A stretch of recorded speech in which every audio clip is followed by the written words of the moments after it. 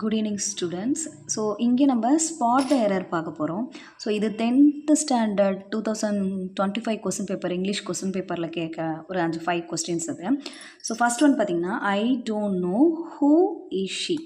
So இதில் என்ன மிஸ்டேக்னு பார்த்தீங்க அப்படின்னா, எப்பயுமே இந்த ஹூ பக்கத்தில் வரும்போது இந்த கொஸ்டின் பேக் பார்க்க போகும்போது ஷீ அதுக்கப்புறம் தான் இஸ் அப்படின்றது வரணும். I don't know who she is அப்படின்னு தான் வரணும். ஸோ இங்கே வந்து இஸ்ஸும் ஷீயும் இடம் மாதிரி வரணும். ஓகேவா? ஸோ இது வந்து இதை மாதிரி ரெகுலராக வந்து ரிப்பீட்டடாக நிறைய கொஸ்டின்ஸ் இதுலேருந்து ஒரு கொஸ்டின் கன்ஃபார்மாக நமக்கு கேட்பா. ரிப்பீட்டட் தான் இது எல்லாமே.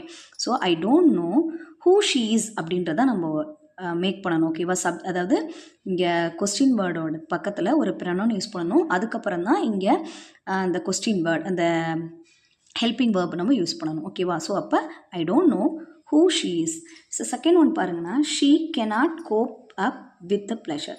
ஸோ இங்கே இது வந்து ஒரு ஃப்ரேசல் வேர்பு. ஓகேவா? கோப் வித் தான் யூஸ் பண்ணணுமே, கோப் அப் வித்னு யூஸ் பண்ணக்கூடாது. ஸோ இதுக்கு என்ன மீனிங் அப்படின்னா, நம்ம ஒரு கோப் அப்படின்றது ஒரு டிஃபிகல்ட்டான சுச்சுவேஷன்ஸை நம்ம சக்ஸஸ்ஃபுல்லாக டீல் பண்ணுறோம் அப்படின்றது தான் இந்த மீனிங்.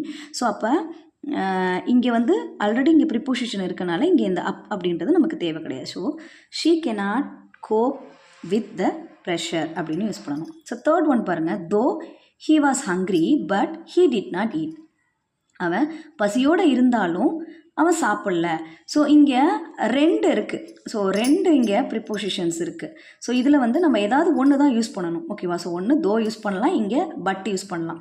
ஸோ அப்போ உங்களோட சாய்ஸ் தான். ஒன்று தோ he was hungry he did not eat அப்படின்னு யூஸ் பண்ணிக்கலாம்.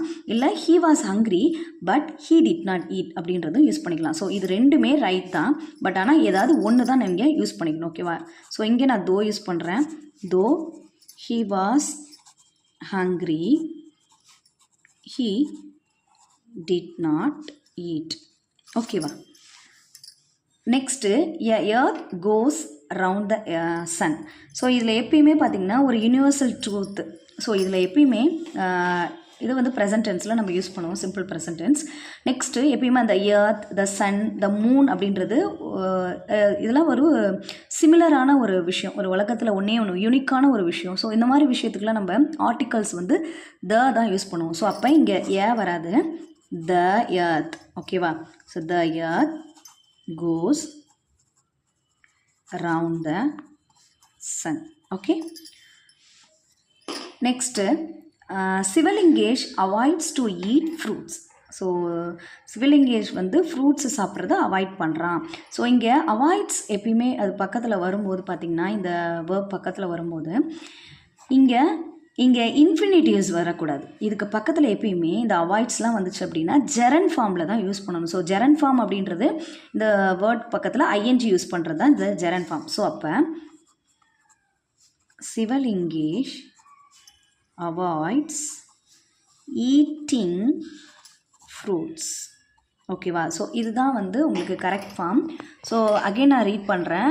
I don't know who is she, I don't know who she is. அதுதான் நம்ம கரெக்டான வேர்ட். ஸோ இங்கே இஸ்ஸும் ஷீயும் இடம் மாதிரி வரும்.